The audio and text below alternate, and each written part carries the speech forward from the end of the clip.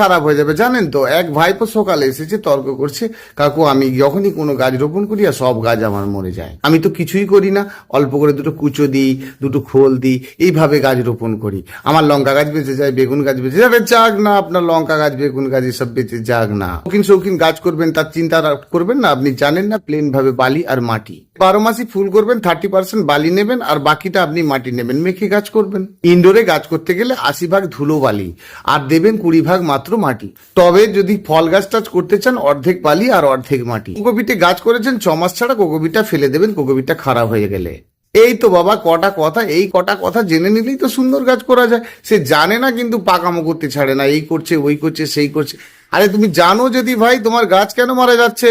গাছ বাঁচাতে গেলে তার সিস্টেম আছে, শৌখিন গাছ করবেন, চিন্তাধারা ঠিক রাখবেন না, তাহলে গাছ কি করে হবে? দেখুন বন্ধুরা, আপনারা জানেন এইভাবে গাছ করেন, সুন্দর গাছ করেন।